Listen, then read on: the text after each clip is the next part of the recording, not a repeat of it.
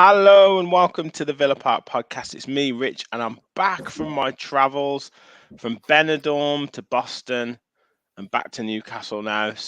And it feels like I'm just saying behind the scenes, backstage, that it feels like forever since I've been on a live. And thanks to you boys, Martin and Kev, for keeping the ship afloat over the last couple of weeks. Not much has happened, to be fair, at Villa. I don't think that much has happened, but we'll get into it. I mean, there's only a big signing, and America and all that. So we're going to get into all of it in the next hour or so. Get your comments in. It is the fans forum. It's worked really well every Sunday. Get your comments in. We'll talk our stuff, and then we'll get into your comments later. Boys, great to have you on board. As I said, thank you so much for your help over the last few weeks doing these fans forums, Martin. You've stepped in, done your own shows as well. How you doing, my man? Oh, jeez, I need a break from all this hot sea stuff. You know that, Rich. Next time, Rich, you go on a holiday, I need 2 weeks' notice so that I know what I have to do. And Kev, mate, how are you doing? Good, mate. Good. I have been away myself actually, so Yes, you were in sunny Devon, I believe. Yeah. So luckily it was our Irish wonder, Martin. Well, our full Irish. I'm obviously half Irish, so the full Irish wonder, Martin, doing his thing, and good to see. Obviously we did the academy information update show, which I think was hopefully quite informative for everybody. Keeping obviously the transfer gossip going as well, and obviously some of the guaranteed stuff, and I know we had our Warsaw game, but it feels like now, as much as it's a pre-season game, it's the first properly competitive game we've got now. So, yeah, interesting. Yeah, times. It's going to be interesting. We'll get into it because I know Chelsea had an interesting game against Brighton overnight, 4-3. I think Fulham are playing Brentford now, and they've been competitive, those games. So obviously, I think because there's such big crowds over there in the States, you can't help but get taken in by it. So we will get into previewing that Villa Newcastle game because they're always interested. Yeah, we've got already comments coming in. We've got over 40 people watching already, which is amazing. Martin's doing all of the he's taking charge of the comments. So evening to all you, Michael, Duncan, Rachel, everyone's in the house. Adamski's in the house. Yeah, brilliant to see you guys. Thank you for jumping in. I also wanted to say, before we get into like the full pod, we did hit 2,000 subscribers while I was off. We're almost at 2,050, so we're on the road to 3K, boys. Like it's crazy, but thank you so much for your support. Please hit that like button, continue to hit the like button, help spread the word. If you haven't already, do subscribe to the channel. It's totally free. All our content's totally free. So yeah, amazing stuff. Thank you all. Aaron's in the house. Great to have you on board, mate. And I'm sure you are happy with the signings that have been coming in. We've got some starred already, so we'll get into those a bit later as well. So Martin, let's get into it. Mm-hmm. I know you did a chat, a quick sort of summary, but Diaby, Moussa Diaby has actually signed as a Villa player. Obviously, you covered that news before, but how excited are you for this signing? Because it seems like I know I put out a quick transfer video and I said as soon as it's stated that Emery is interested and has made him his number one target, you then kind of take a lot more into it and you think, well, it's probably further on than you think it is. He's got him over the line. Like, how excited are you for this signing, being that it was Emery's number one target? Yeah, hugely excited. He's not someone who can just play on the wing. Actually, he's funny enough. He's someone who can play in behind the striker. So that's why I probably fully expect another winger to come in. Maybe, don't know who, but I'm hugely excited for this one. Last season, he got himself a 24 goal contribution in all competitions in the Bundesliga. So I think this is a great coup. Funny enough, Aston Villa didn't even put this down as a like a record transfer. Like, this is our club record transfer. So maybe this probably isn't a club record transfer. Maybe Buendia is still the record because normally when clubs sign players under the club record, they go, "Oh, we smashed our club record for such and such." Well, Villa haven't done this with Diaby, so. But still, it's an overall exciting signing. Emery's kept on to him for 2.5 years, which I think says something because he had him at a short stint at PSG before he went off to Leverkusen. That ultimately was after Emery was sacked. But look, I think this is an exciting signing, and what a time to be a Villa fan because of the two other lads that have come in as well with Yuri Tillemans and Pau Torres. It's just a fantastic start to the summer window. It is, Kev. I mean, we've talked before about kind of getting targets in that that managers have wanted to get in, but this time it really does seem like the number one targets that Emery is going for, he's got them, and we've got them in like relatively early. I mean, again, I'll ask you the same question: how excited are you about this Diaby signing and linked into those other signings that Martin's spoken about? You on mute? There we go. Sorry about that. I had a little girl with a minor nosebleed problem, but it's all sorted. Oh dear. All sorted now. Yeah, I hope Villa don't get a nosebleed in the Europa League this season. Whee! No, I am. The hype around Diaby is exciting, but I remember the hype around Alexander Tonev. So I'm not trying to compare Diaby with Tonev, by the way, but my point is that when there's a player that I haven't seen that much of, then I'm going to reserve my judgment. But by all accounts, from the clips I've seen, he looks like he's rapid, he's full of skill. He's got really good goal contributions. He was obviously a player that was linked to some big clubs like Torres, like Tillemans. So it shows what kind of market we are shopping in. And we've said this on this pod a lot. One thing I've been banging on about is forward options. And everyone knows I've not been the biggest fan of Leon Bailey's consistency. Let's just say that now, because I think with a bit of hindsight, he obviously did have quite a few contributions last season, but it's just the consistency. And the argument always was, well, wingers are not just from you, Rich, but wingers can be a bit streaky. Harvey Barnes just gone to Newcastle, has his good games, bad games. But you just want a bit more consistency, because ultimately the more consistent the player is and the players are, the more consistent the results will be for the team. The higher up the league you finish, the better you do in cup competitions. It's simple maths, isn't it? So I'm really excited about him. Him and obviously Torres, well, a wide forward with pace, and Torres has been linked for ages. I didn't really see Tillemans coming. That was done early doors. So now it's what's next, isn't it? Is it going to be this right back that we're all crying for? Is there going to be a good backup goalie? And will there be any more outgoings, which will lead to some more incomings? And finally, will we get another striker? Yeah, it still seems like, we've signed 3 top quality players. I mean, whether Torres was, I think he was Emery's number one target, whether it was a position that we really needed to upgrade is there for debate, but he's gone and done it. But it still feels like there's 1 or 2 gaps in the side. But yeah, you bang on, Kev. I mean, the options up front or in forward positions is what we've been crying out for. And someone like Leon Bailey, in a weird kind of way, it will it might even spur that, whether it be that consistency or whether it be that impact that you might be able to have on, because you've got a Diaby to utilize, you've got a Bailey to bring on from the bench, you've got three of them that you could play together. Like for you, Martin, what are you happy now with the forward line, or are you like, now Diaby's signed, or are you kind of saying like, Kev, we need another, at least one option? I'd say too. I think we could get a striker and another winger, because if there is talks of maybe Bertrand Traore being one of them offloaded, you're probably still short of one winger, because having 2 wingers in Bailey and Diaby, they're going to need cover as well. So maybe there probably will be another one to come in, and a striker, hopefully, which I think that would be the most important thing in our attacking line. So maybe for me, it's 2 players, not just one. Yeah.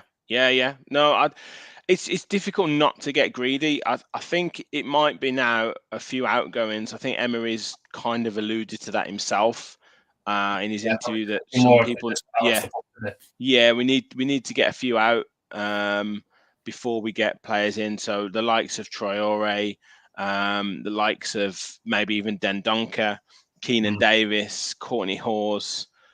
But, you know, and we've seen Nakamba go. Sorry, Martin. But, Kev, we've talked about this. This is where the kind of like, you know, the fringe players, whether it's undisclosed fees and whether that's like the 3, 4, 5, 6 millions, it all kind of adds up, doesn't it? If you can get bits of fees for players, then all of a sudden that 30, 31, 35 million that you spent on a Diaby, you've maybe recouped like 15 million of it by getting rid of 4 or 5 players that you wouldn't have played anyway.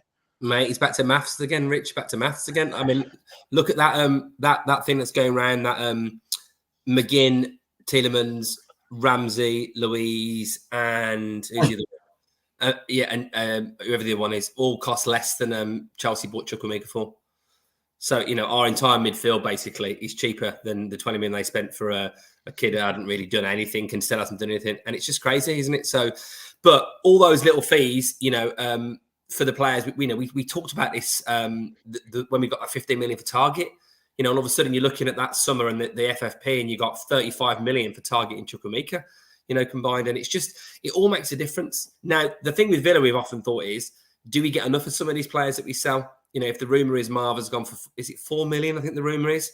Yeah. I don't know whether that for a player who's got Premier League experience, who's still in his 20s, but then would Luton not pay anymore? Or do we just want to get him off the books? You've got to look at whether the deal works for the club. But you'd think you could get probably 10 million for Keenan Davis, you know, considering his age and his chances of, you know, performing the Championship.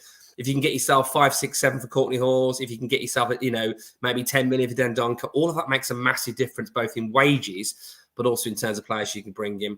I think the players you've mentioned are the ones we think might well go. The surprise will be if anyone else goes that we didn't probably have on our radar. I think Sanson's the one you missed off your list. He'll probably go as well. Yeah.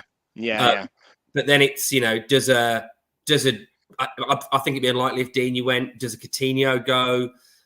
Is Louise? There's rumours. I think all these things are. I'm not legislating for any of those ones actually to go now, based on what I've seen. But let's see. Yeah, well, we've more likely go on. Sorry, Rich. I think Coutinho's more likely to stay after Emery being asked about Coutinho. He was saying that it's more or less still of an important part for him because of all the competitions and different players wanting to play in different roles. So I think maybe Coutinho is not on the list of players to go. He could be used as a rotational player, maybe for the Conference League, FA Cups. So that one's an interesting one to see because Emery didn't say he's on the books to go. He probably would have said something else if you weren't naming the competitions. So I think Coutinho was one to stay. Just a quick one on Coutinho as well. If Coutinho isn't the first choice, which he isn't, are you going to be able to replace a player of his? Okay, fine, he's had his injury problems, right? But if he's fit, can you replace a player of his experience and ability as a backup fringe attacking option for similar money, same money that we'd get for him? The question is, if you're gonna get rid of him, you need someone else who you can replace because you can't necessarily rely on Bailey and Buendia. And Coutinho, if he's fit, has got a bit of magic in his fit. We saw that not last season, but he was injured for most of it. But we definitely saw it when he came in the January before. He had enough good moments, and I don't know whether you drop off a cliff that quickly as a player. So if he didn't end up going to Saudi Arabia and playing for CVG, I wouldn't be massively surprised. But I might be wrong with his hunch. I feel like he's got a bit of a point to prove. And I feel like Emery probably likes him as a player, so I hope he stays and shows us some of that early form he showed us when he came to us. Just one more thing. Sorry, Rich. Just one more. I think having Coutinho as an option on the bench is a lot stronger, as opposed to when he's playing. And we were probably looking at some of the lads on the bench going, "Who can I get to impact the game?" Where now we can look at a Coutinho to impact the game. We can look at a Cameron Archer to impact the game. We can look at multiple players now to impact games. Yuri Tillemans, even if he's not starting, JJ, because it's going to be a lot of rotation, which I think it's more important for us to build a squad as opposed to having a good starting 11 and maybe one or two players that come in and do a job, but not as much as you think if you have a good, important squad. So I think that's why, and I'm in agreement with you, Kevin, that Coutinho definitely has a point to prove. It looks like he's been trying to keep himself fit over the last off-season, so this one, it is an interesting one. Sorry, Rich, walk away now. No, I was just going to say that I don't disagree with anything that you've already said there. I think for Unai Emery, it's the clever thing to kind of say that he's an important part of the squad because you want to kind of keep the price value up. That being said, he is, he's a quality footballer, and like it's mad to say like a player of Philippe Coutinho's ability is a backup player at Aston Villa. It's just mad to say that.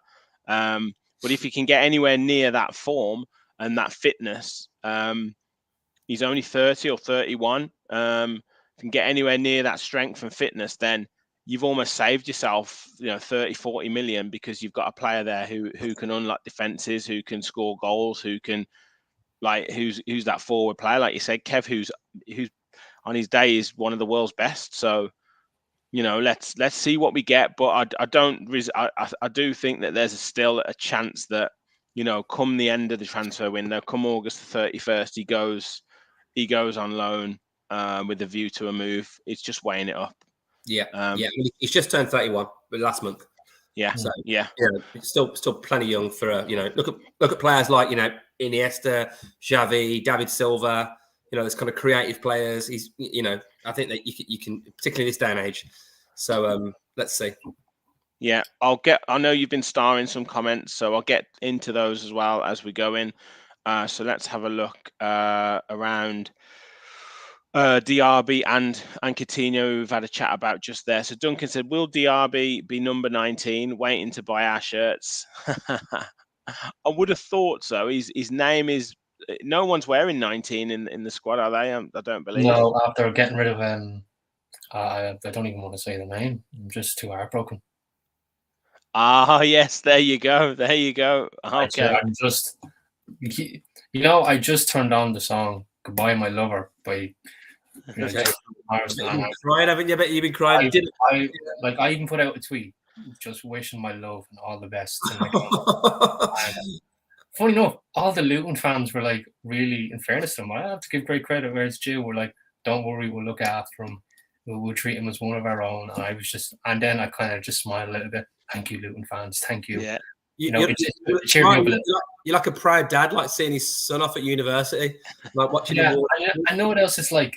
And for those who are watching, if you're my age or a little bit older or a little bit younger, when you have your favorite player in FIFA and you don't want to get rid of him because he's been through the hard times with you, and you get the gun and you go, you don't want to do it, but you have to do it, and it's just heartbreaking. And as soon as you do it, your mind goes somewhere else. And I was just, but in fairness to Luton fans, you've cheered me up a little bit. You've given me some hope that you'll look after him. And well, he did very well there, and he's a good player. Like, it's just one of those, isn't it? It's one of those. Adamski said he read DRB might be second choice for Emery after Nico Williams. Look, maybe so, but I think it's like for like, isn't it? It's like for like. Rachel said the fans need to give DRB time to acclimatise to the Premier League. Kev, just a quick one on that. Do you think that is, a valid point from Rachel there? Have we got to be, we can get caught up with the YouTube highlights, get caught up with the hype. The physicality of the Premier League is it's a different ball game, isn't it? Yeah, I think the Bundesliga is similar-ish to the Premier League. It's maybe not like some leagues some players come from, and clearly now look at the shopping that we're doing. I think early on when we came to the Premier League, it was Belgium, it was Netherlands. Now we're looking at Spain and Germany. So obviously bigger and better leagues, but there's a reality that you could pick numerous players that are in their not just first half of season, but first season haven't done a fat lot. I mean, Pep does it all the time, doesn't he? I mean, Grealish didn't do much in his first season. Calvin Phillips has done not much in the last season. And it does take players time. I don't think Sancho did much. I don't think Anthony did much at Man United last season. So I would hope he would have a better impact than them. But we have to be patient. He's going to take a bit of time to get used to probably the system, get used to the thing that everyone says, it's the pace of the league, isn't it? It's the pace. And even if you're a quick player, we're not talking that kind of pace. We're talking the reaction times, aren't we? There's someone on you and at you and ready to snap at your heels. And there's no mugs in this league as well. Even some of these newly promoted teams, Luton are a ferocious team. I think they'll get quite a few points at Kenilworth Road. Company will have Burnley. Burnley obviously playing well. Sheffield United will be grafting on Heckingbottom and everyone else that's in the league. So he's going to need time. But I think Villa fans are generally an accommodating bunch. I don't really remember many times last season Villa fans got on Bailey's back at any point. No, it was. Sorry, mate. It was out of wanting. It was frustration out of wanting him to do well, of course, or wanting him to produce another moment that he'd already produced in the first 10 minutes. Like, you wanted that moment again in like 70th minute, but he was too knackered. And the team were doing better, for November, December onwards. So it would be a bit harsh, but I think we're a fairly forgiving bunch. I think it's only when someone shows us that they don't care, a la Stevie G, when he wouldn't even acknowledge the fans, that we start to turn. Other than that, I think we're a really fair bunch of fans. Yeah. So Duncan said Diaby best on the right wing, and a left winger will come in.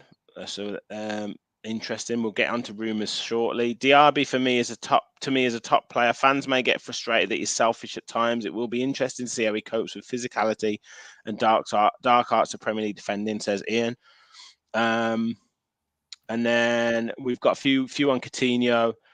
Stephen says, why can't Emery get the best out of Coutinho? I'd say that he hasn't had enough time with him yet. He was starting to play well, in the Leicester game, the Arsenal game.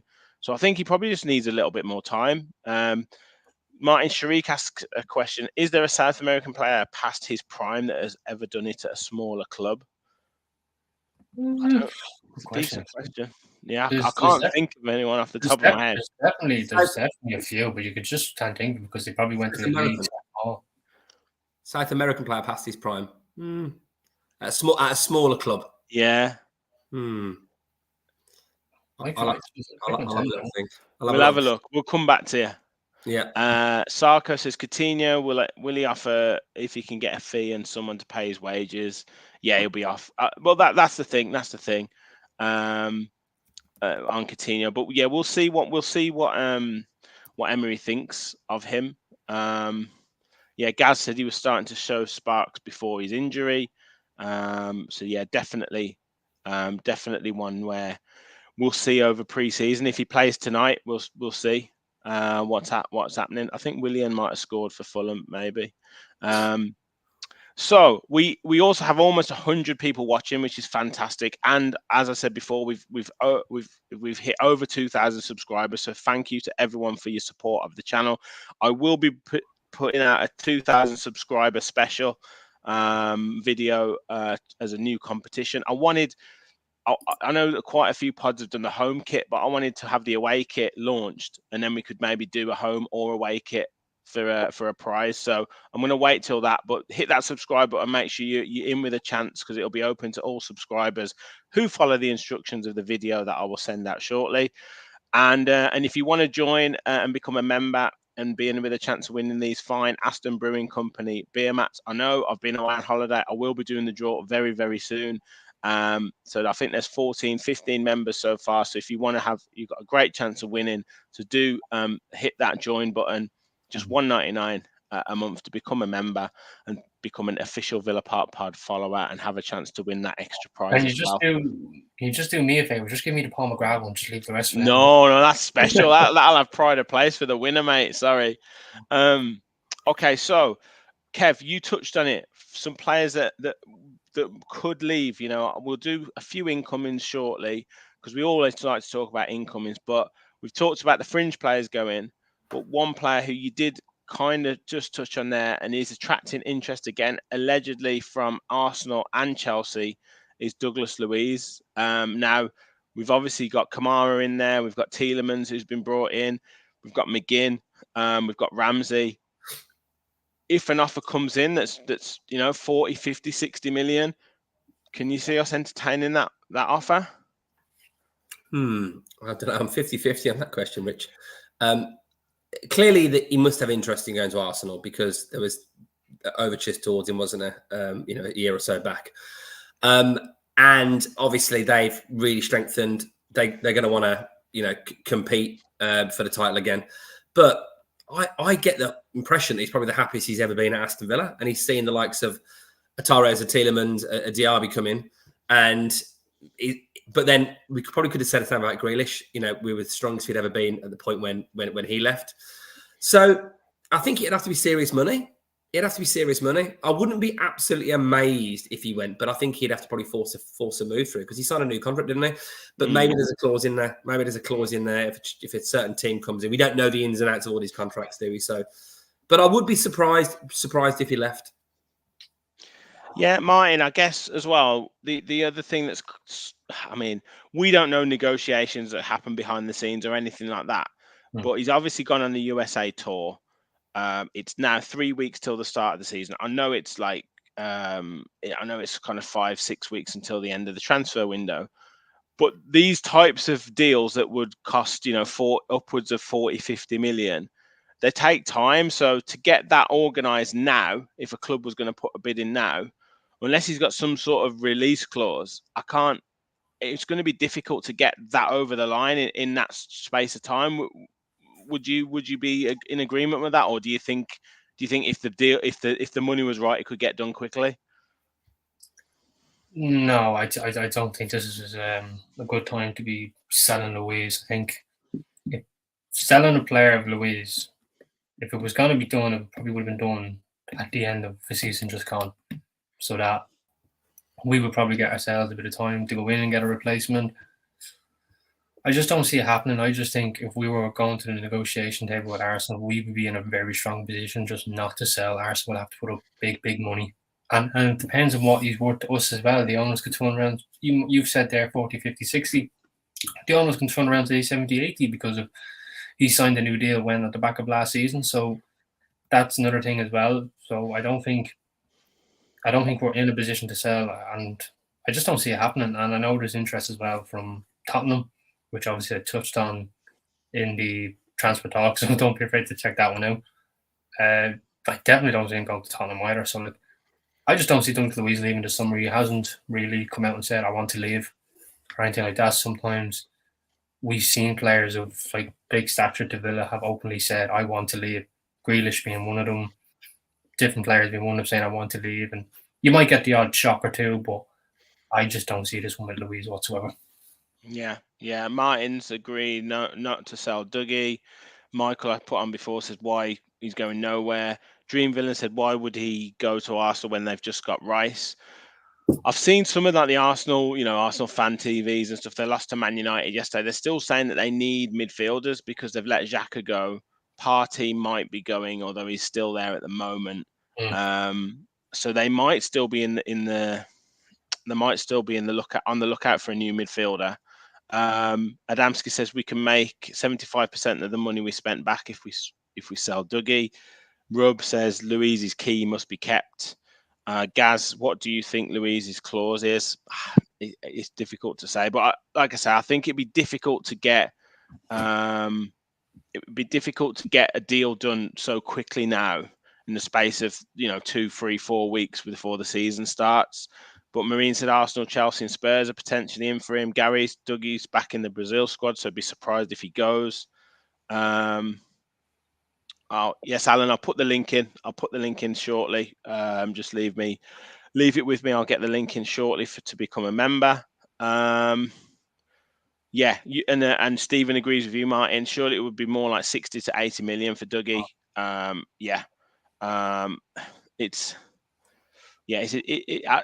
there's people saying, what Gaz said, what if Tielemans is the replacement like Buendia was with Jack? I think it's slight. The difference is there. Ian says interested to see how Louise responds to competition. Tielemans, for me, Tielemans is the dark horse of the 3 signings. I think he has the capabilities to transform our midfield. Well, I think he's got those things that we've been missing in our midfield, kind of some of that link passing, some of that kind of calm, like the link passing progressively forwards and that shooting from distance. I think that's what we've been missing. So that'll be key. Rachel said, I think Dougie all depends on if he has a release clause. I can see the new contract having one. I cannot see Dougie pushing for a move though. Well, he did say something about Champions League clubs, that kind of thing, didn't he? And it's very difficult to kind of turn your nose up at that. I mean, I think he could probably turn down as Tottenham or a Chelsea, but if an Arsenal came calling, maybe it would be difficult for him to say no. But yeah, it's never nice talking about players or top players that could potentially leave, but it is the nature of the beast. You kind of keep your squad fresh. You keep players coming in and out for that reason. And if we signed him, what was it, 20, 25 million, Kev, that we got him for? Well, If you're selling him for 70 million, it's... What I thought it was it like 15 million? Was it more than that? It was 12 million, and then John McGinn was 2, and then Kamara, John McGinn's 2, Louise was 12, so there's 14 million. Kamara, Tielemans were 3, and JJ was an academy player, so that's 14 million from 5 players. That's the whole thing. Remember with Arnie that Kevin mentioned earlier, that the cost less than them. 15 million pounds, I think it was, like, 16, 17 million euros. I think, I don't know, I've seen a couple of things, but I just checked it. It said 15 million. So that would be a serious improvement, wasn't it? 100%. And sometimes you have to take that. But as I say, for me, it's like I say, Dendoncker, I think, is the one that could probably go for, if we can get anywhere near what we paid for him. And then, and then we take it from there. Well, that's it, Rob. It's whether we've got it, whether we can kind of keep the replacement there, whether we've got him to kind of accommodate letting him go, or whether we need to sell to. I know Greg Evans got in a bit of kind of trouble around saying that sometimes you might need to make a big sale to kind of keep the FFP. The FFP wolf from the door, so to speak. So, yeah, it's interesting. It's interesting. Just on the outgoings, are there any more kind of first team players? I think people have mentioned Leon Bailey in there. Obviously, with Diaby coming in, we want to keep forward options. But Martin, is Bailey an option to go? Is there anybody else that you're thinking could leave? I know we talked Coutinho, more of a fringe player, but the ones who are kind of in that first team picture, are there anyone else that could potentially go if big offers came in? I would think, no, I wouldn't sell Bailey as much. I know, Kevin, as you hate to hear me say that one, but I think the ones that will go on the forward line would be Traore, Wesley as well. I think Wesley would be one to go, considering he's back from his loan. And another one, I can see Keenan Davis leaning on a permanent this time. So they'll probably be the 3 to go. And I think if it was to be one name that an offer came in for that we probably wouldn't turn down, probably from a club perspective, again, I don't know behind the scenes, and it probably would be Buendia. Maybe. Buendia. Okay, interesting. Gaz Oakes agrees with you there. Offers for Buendia, Bailey, I would think about it. What about you, Kev? I know Bailey has been talked about there before, and his dad obviously touted him around a couple of seasons ago. But would you be open to kind of that if an offer came in, or are we wanting to add to our attacking options rather than kind of diminish them? Bailey's stepdad said he's only going to Real Madrid, basically. I think. yeah, exactly. Yeah. So not entertaining anything else. Yeah, he's such a good agent. Apparently, he's going to play for Brazil soon as well. He's managed to sort it out. Yeah, just going to wear a yellow shirt. Where's for Jamaica?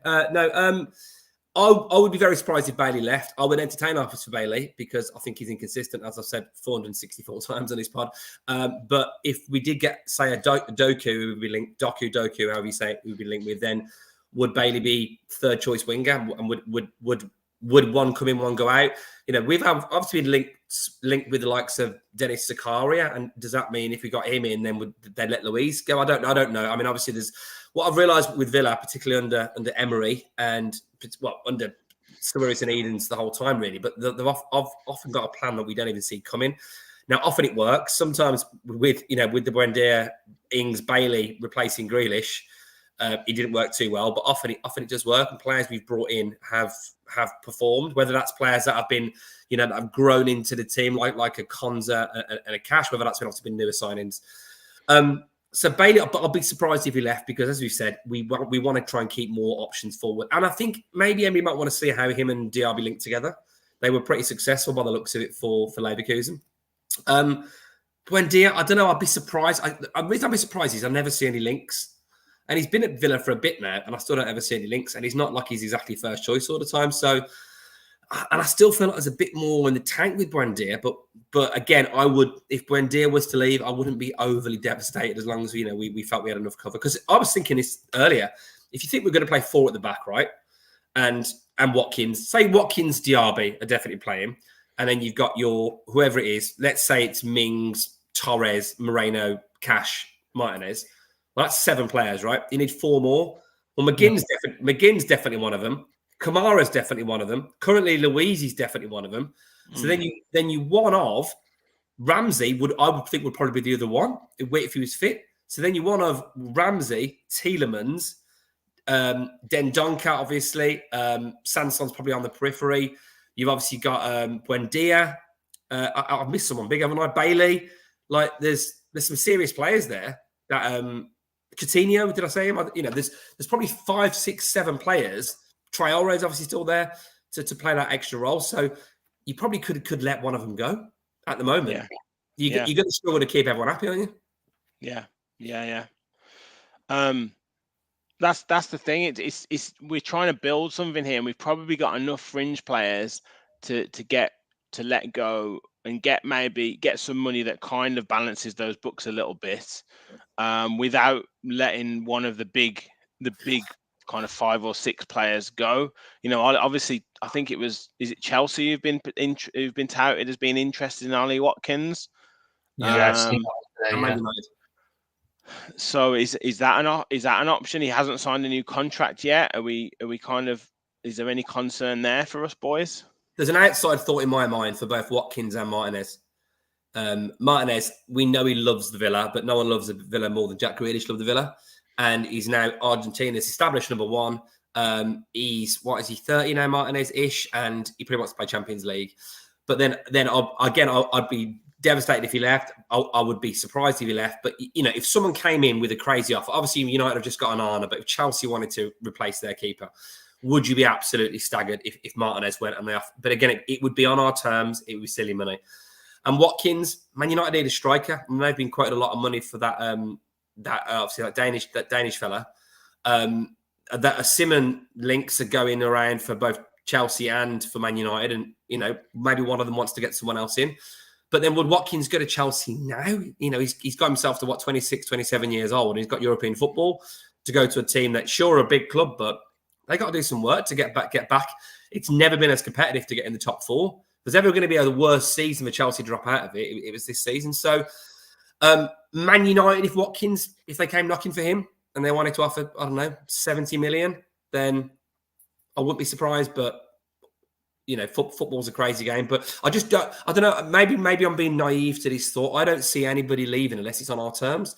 And I guess because we don't know the FFP consideration. But then I've seen stuff on Twitter, and Newcastle fans are getting a bit salty. Why have Villa been able to do all these transfers? And then you see the stats that are touted saying our net spend's actually really, really good. And we're well within it. And then if someone else says, Greg Evans obviously says on the pod, well, we might have to balance the books. So I don't know. If we do have to sell, we've got some big ticket items now. And that second half of the season has really cemented the reputation of some of these players. So, who knows? Are there any left field ones?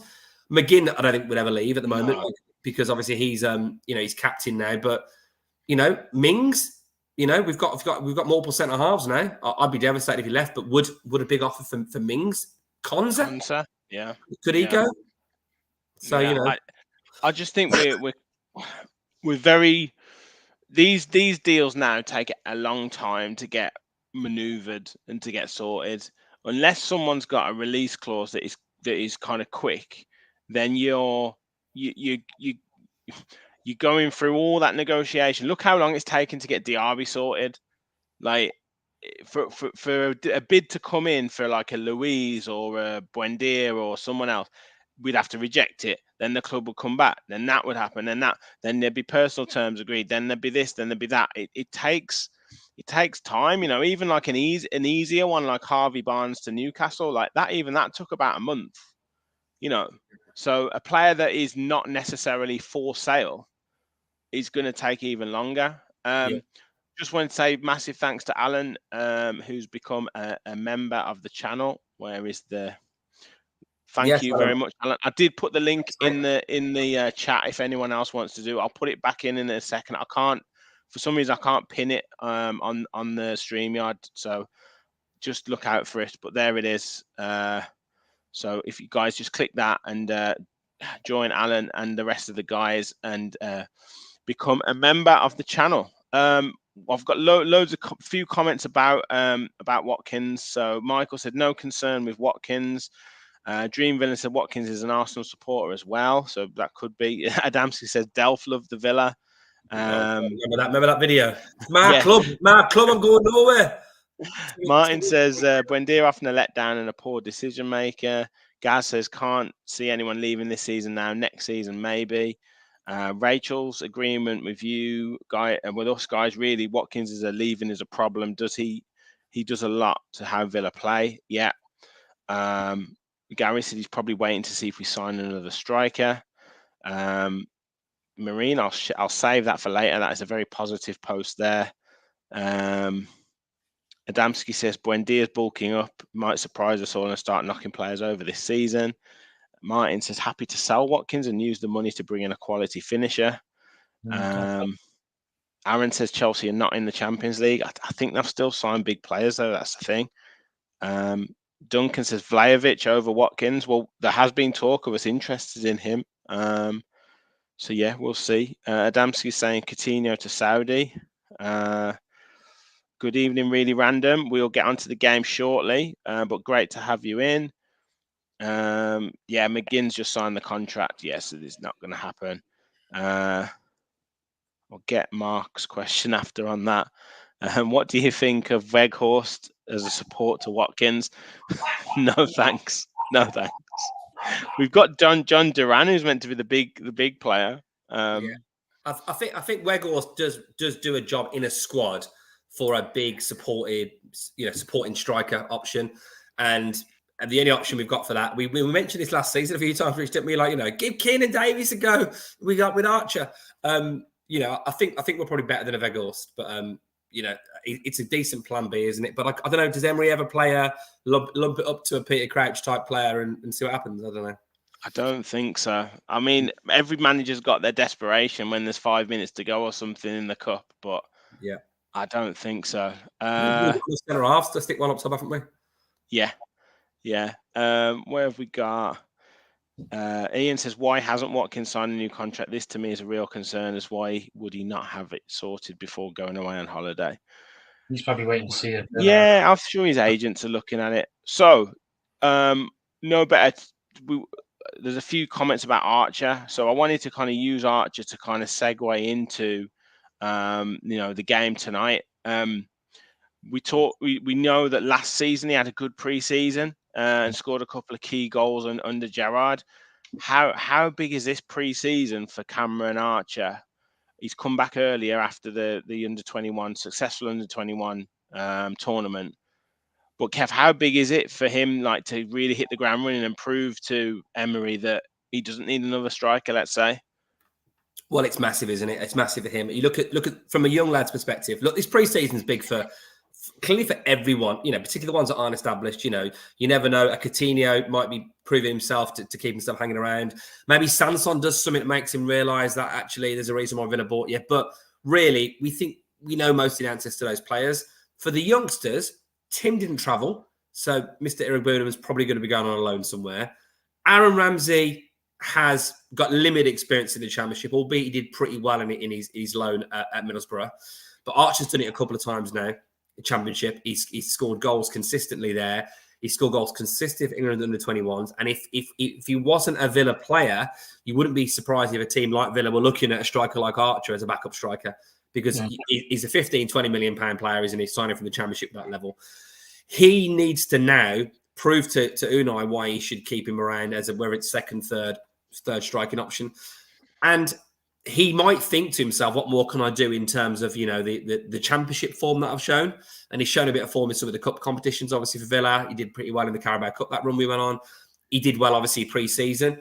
But if he gets a chance against the likes of a Newcastle, against the likes of a Brighton, against the likes of a Fulham, etc., these kind of teams, against the likes of a Lazio, all these big games we've got, then I think he's got a chance to stick around. We know he can score goals. He's an absolute finisher. You know, you've only got to see the goal he scored for under 21s when obviously JJ played him through and it just turned a pace, bang in the corner.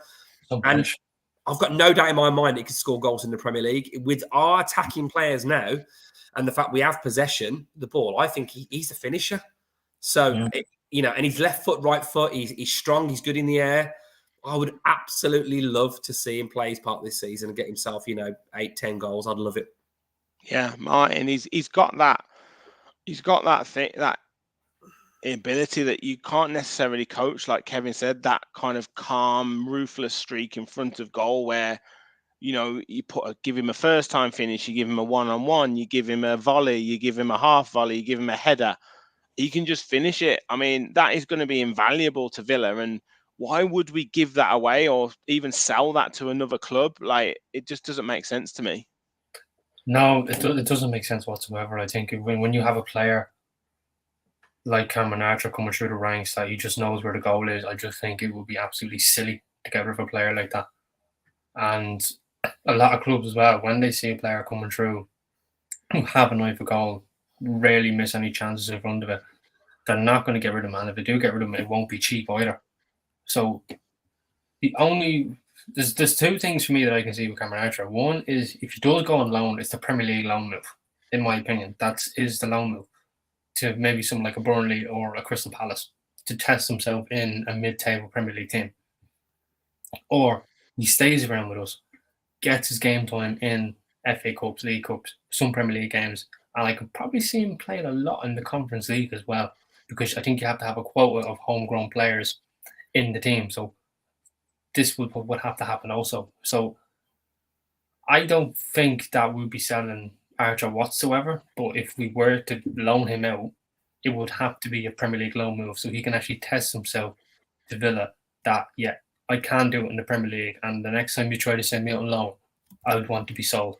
So I personally think nothing will happen with Archer. I think we will keep him around, and hopefully he does well tonight. Admittedly, I won't be staying up for it because I have to be up at 5 in the morning for work. So, but yeah, I just don't see anything happening with Archer. I just don't think we'll let him go.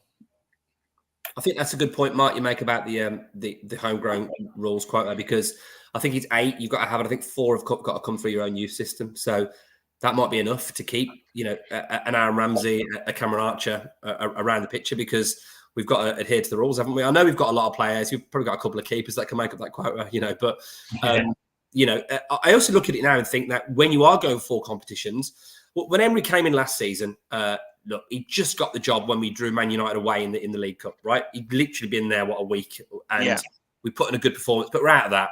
You can't legislate for Stevenage, right? It was absolutely mental. He played a decent strength team to play League to opposition, and it went tits up, right? We weren't in Europe, and we had a great run in the Premier League. So really, didn't have much to properly go at. You can blame him, maybe play a stronger team against Stevenage, but, you know, 99 times out of 100, 999 times out of 1,000. I keep going. 999 million times out of 100. You know, whatever. We're going to win that game with that team. So I just think when you've got a player like Archer who's got an eye for goal, this is what everyone's looking for. You know, I feel like I'm getting on Sam's train about this, but you think about strikers over the years that just knew where the goal was, Fernando Torres in that first spell at Liverpool, Robbie Fowler. I still say this now. I'm not a massive fan of Liverpool fans, but I absolutely loved Fowler. Well, he hardly ever smashed the ball in, and he always scored. He just put it in the corners. Yeah. Yeah, such a good finisher. Owen was a great finisher. You get these players that just know where the goal is, no matter what it is. And I think Archer's like that. Rich, you mentioned the calmness. Remember the Burton Albion? Was it Burton? Who was he? No, it wasn't Burton. It was who's that team? Barrow. Cumbria, Barrow, Furness, Barrow, right? The goals he scored, that hat-trick he scored in that game, the early rounds of the Carabao Cup, the calmness, left foot, right foot. He's got what his header against Chelsea. Remember that one? It's a goal. That ball from Cash, bullet header. You've probably seen it. I think some of the goals he scored for Middlesbrough as well. Like, you know, the Championship's not. It's not a mugs league, is it? It's like he was going for the playoffs with Middlesbrough. The pressure was on. Yeah. And he was scoring goals for fun, and he was setting up goals for Chuba Akpom as well. Like I think he scored when he came on for the under-21s in there. Like, I don't know if it was a semi-final, a quarter-final, or whatever, but he got on the shoulder of the defender. It was a beautifully timed pass, and he just outpaced him and then just finished it. And it's just like, I know the Premier League, you don't always get those one-on-one chances, but when you do, you need a man who can just put it away. And Archer's argument, well, I don't think it's even an argument. The only argument is he hasn't been in those positions in the Premier League to do it. Yeah. But for me, he's got better ability at that than Ollie Watkins has. You know how his movement as well, coming away from defenders, is something you can't coach either. Yeah. Because if you watch him play against Middlesbrough, yes, he can do a century. But when you see when a player in the midfield is looking to put a through ball, he'll shift away from a defender coming back in. You can't coach something like that of movements that he's able to do. And don't get me wrong, Ollie Watkins does that a little bit well, but Emery's kind of had to say, look, this is what you need to do. Yes. He just does it instinctively. Yeah. It's an instinctive striker, and that's something we're missing. Sam pointed this out to us about 2-3 years ago, and we were kind of like, yeah, we'll wait and see. And now look at us 2 and 3 years later saying we should be keeping Archer in the team.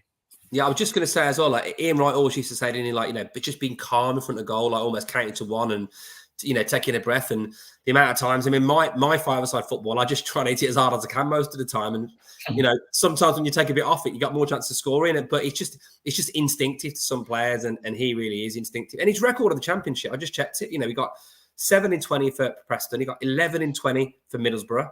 He's got 6 in 11 for England under 21s. He's got a better than 1 in 2 ratio for England under 21s and Middlesbrough. So exactly, I think he's ready. Yeah. Loads of comments coming in. Oradeka Football said, I hope he throws Archer in. What's the worst that can happen? Michael saying pre-season is to work on fitness, try a few things. We'll come on specifically to the game in a second as well.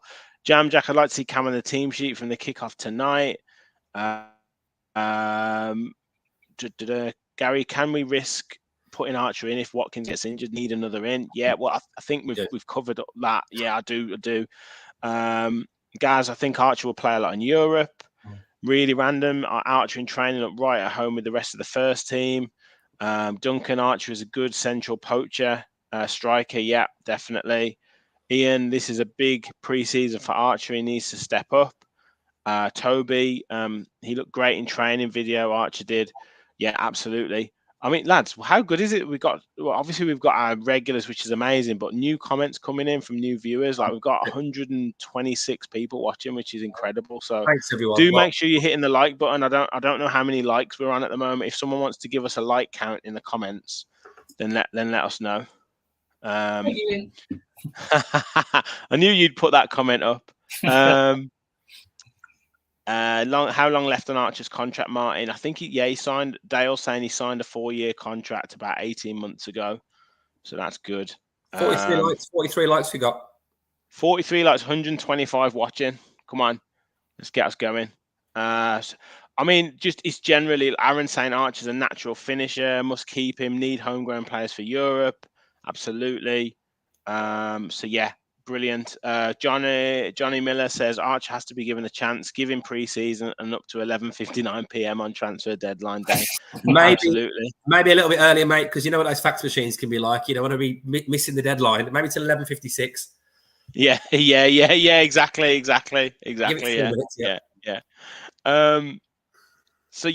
So onto the game. So obviously, I think we're all in agreement. Archer needs a good shot. I think I was seeing somewhere about Aaron Ramsey getting a good shot. Obviously, he's taken quite a few young players, but I alluded to it before, Martin, that these kind of games in America, they're played in front of 50,000-60,000 people. They're almost like kind of, I'd say they're in between that kind of pre-season friendly and kind of Premier League game. They've kind of got that competitive edge to them with more substitutions. How much can we read into this? Like, would you be playing a strong side against the Newcastle team that are, we kind of in that kind of vying for? I know they got top 4, which is great for them. We got Europe, which is great for us. But we're in that kind of, I wouldn't say we're rivaling them anymore, because I think it's good that both teams are going for it now. Yeah. But like, we're always linked with players that they're linked with.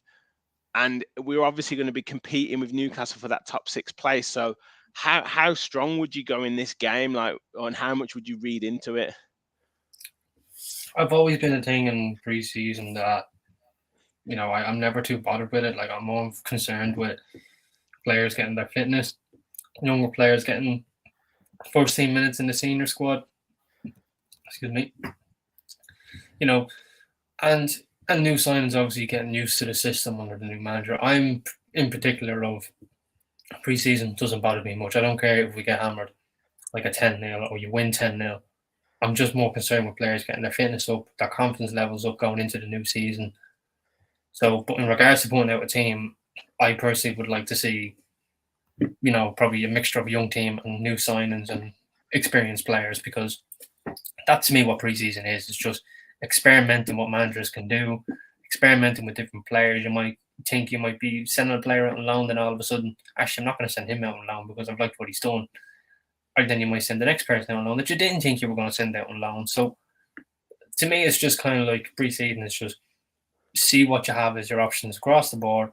And when you get to about 2 weeks before the season, then you know who am I sending on loan, who am I selling, and who am I keeping. So to me, that's what pre-season is.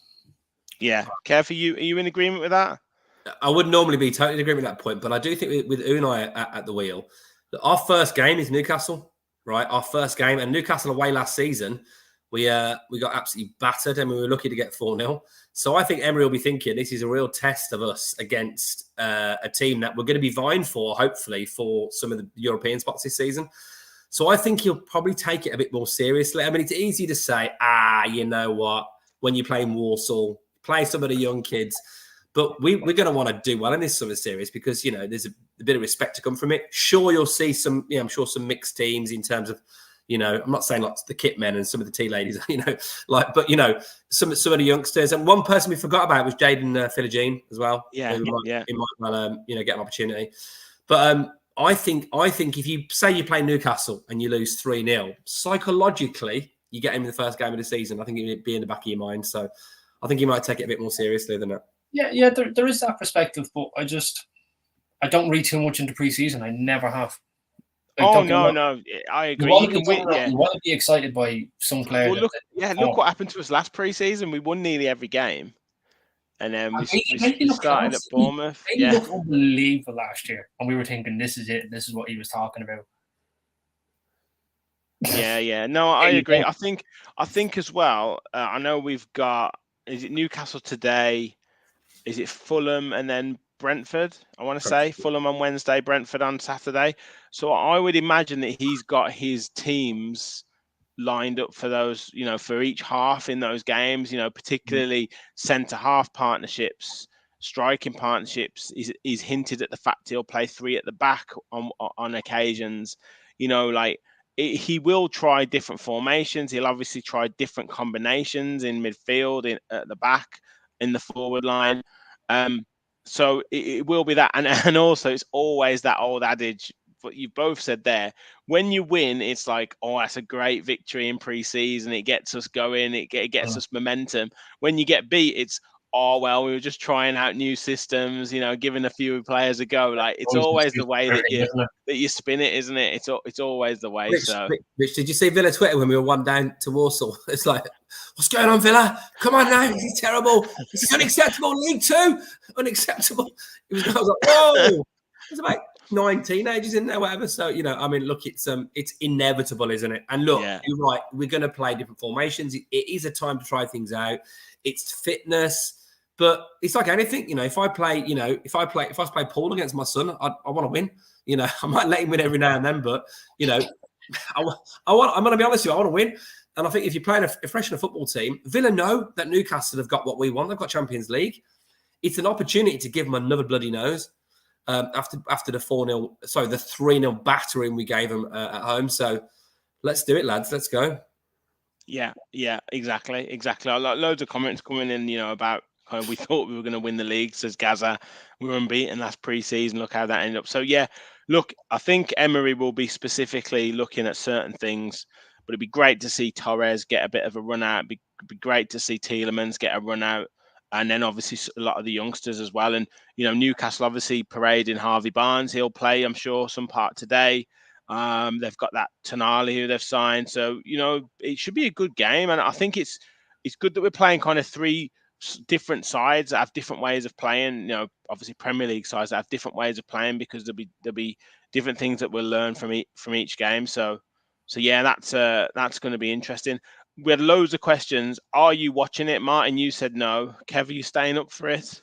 Probably not. No, feel a bit under the weather. So if I can't sleep, I might stick it on. But is it 12 o'clock kickoff? Yeah. I might watch the first half, see what happens. Yeah, exactly. That's what I was thinking. Whether I'm on US time or UK, or I need to get back into UK Can I just time. say, I saw something hilarious earlier. I don't know if it was a wind-up or if it was true, but someone posted in one of the Villa sites somewhere from a Newcastle fan saying, "Does anyone have any family members in the US that can get a login for me for a US channel so I can watch the game at 7 o'clock?" I don't know if they're on the wind-up or they just don't understand how time zones work. But I like to think they were serious, because I've got to wait till 12 till they show it at 12 o'clock over here. 5 hours later, they're all watching it now. Yeah, Gaz saw that definitely, and Mark's staying up. He's off all week, so he's booked the week off, especially for this summer series, which is. Love that. Is he there? He should have gone. Mark should have gone over. Yeah. No, because we wouldn't have got the thumbnails on time. There's a few people going to stay up. Random reviews of it is going to stay up definitely. So yeah. Who's Okay, so let's get into a few questions then. Actually, sorry, let me just give a quick score prediction. And I mean, not that it matters too much, but score predictions. We're actually back. Come on. Exactly, lads. What are you thinking? And get your thoughts in the comments. I mean, bearing in mind it was 4-3 Chelsea Brighton, and it's currently 3-2 Fulham, 3-2 Fulham Brentford. So yeah, I think there might be goals in it. Watch it be a 0-0. You reckon? No, I'm gonna say something like 3-3. 3-3. I reckon it'll be 5-0. Bailey's going to score them all. No. You say that every time. I just want it to happen. I'm going to say 2-1 Villa. 2-1 Villa. Solid 2-1. Nice. Yeah. Mark? 3-1 Villa. 3-1 Villa. So we're getting 3-2 from random. We're getting David saying 2-2. Gazza's 3-2. Gary's staying up for it. His dog's staying up for it as well. Dunk says 2-2. Aaron saying go for the win. Let's F them up. I'm watching for sure. Come on, lads. You can handle work with 2 hours sleep. What's he saying? 3-1 Villa. Paul saying 5-0 Villa. Bailey a hat-trick. Archer 2. That's it, Paul. Adamski saying 0-0. Rachel 1-1. Marine 1-1. Alan 3-1 Villa. Dale 2-1 Villa. Linky 3-1. And you asked what it was on. It's on Sky Sports main event, I think. So yeah, if you've got Sky, it'll be on that. Jamjack 2-1 Villa. Stuart 3-2. Deco 3-2. Paul 2-2. Dream Villain 4-2. So plenty of goals to be had. Let's just jump through with some questions. I'll pick 2 or 3 before we finish up, lads. So what's the script with Duran? Not heard anything in regards to him recently. Now, I think he's returning back to training on the 1st of August. Now, I don't know why it's the 1st of August, whether he's been given extra time to stay away from going to the US, whether it's a visa issue, so he can't go to the US. I don't know, but we all thought he was maybe going out on loan to a team in Spain, but I don't know. I don't know if that's certainly not been confirmed by the club. And all indications are he's reporting back to training on the 1st of August. I've just thought of that visa thing, but that could be the issue. Yeah, it's a really random one, isn't it? I've seen he's put out a few sort of cryptic tweets, hasn't he? In terms of, I'll be good to go and all that kind of stuff. So I honestly don't know what's happening with him. I took no idea.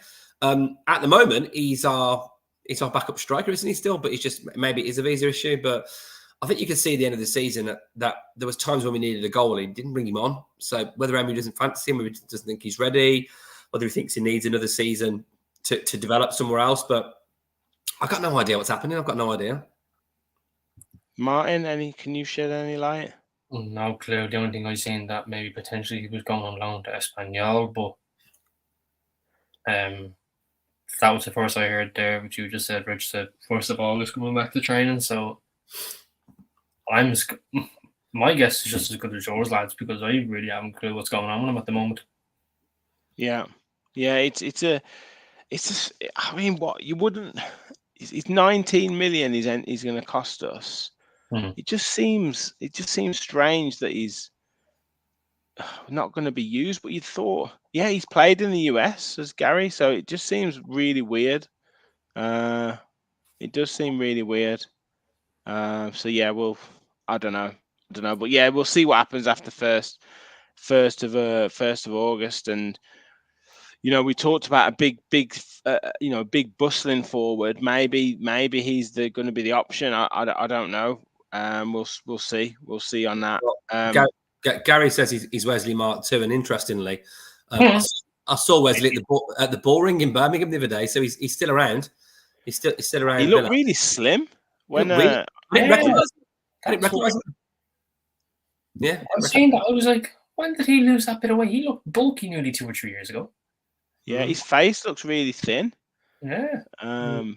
So I don't know whether is there a future for Wesley? No, he didn't have it before his injury. For me, no. Yeah, he was doing well up until then, wasn't he? Yeah. Like he was picking up a bit of form, and then obviously the ACL happened to him. So he scored. Yeah, he played well in that Burnley game, but it's a different one because he'd scored 6 goals up till that point. So you'd got to assume that he was going to get another 4 or 5 goals and get double figures that season. But it's so difficult to come back. An ACL, isn't it? Yeah. Not a lot of players can do it. Yeah, exactly. I think we're going to call it a night there, boys. I don't think there's too many questions other than kind of transfer rumors that I think we've touched on. I know there's kind of in the background Doku. I know there's 1 or 2 other players that we're kind of linked with. Thiago Almeida, obviously Ferran Torres still. I do think that we could be tempted into the loan market. I think that's what maybe. I mean, Toby's asking there about Doku, but I think there's going to be outgoings before he comes back in, before kind of Doku potentially comes in. And then I think we'll use the loan market for maybe a Ferran Torres or a Joao Felix or something like that if it can be done. And that's where Monchi, I think, will come into his own to see what deals can be done because, yeah, the loan market is definitely going to be used by Villa. I'm sure of it. And it might be that we let 1 or 2 players go out on loan with a view to permanence as well once we know. Plus, we've got to see where we are with regards to the Conference League as well, because if we get through in that, then that might dictate who we get in. So it's going to be interesting. But guys, thank you lads for jumping in. Well over 100 watching, which is absolutely fantastic. I mean, over like 100, almost 130 people watching on a Sunday night at 10:30 is crazy. I'm sure you guys will all stay up for the match. I'm going to try and stay up for it, see how I get on. One more little plug. We're over 2,000 subscribers, which is amazing. We're well on the road to 2.5K, 3K and beyond. We wanted to hit 2K before the start of the season, and we've done it during pre-season. So can we hit 3,000 before the start of the season? You guys, by hitting that like button and by subscribing, will help us do that. So absolutely massive. And if you want to become a member, as Alan has done today, just hit that join button, hit the $ at the bottom of the chat, and follow the instructions. Boys, thanks a lot. I'm sure we'll be back later on in the week to react to the summer series, preview the next few games as well. Thank you everyone for watching, and as always, please remember, we all follow the Villa. Thanks everyone. Bye bye.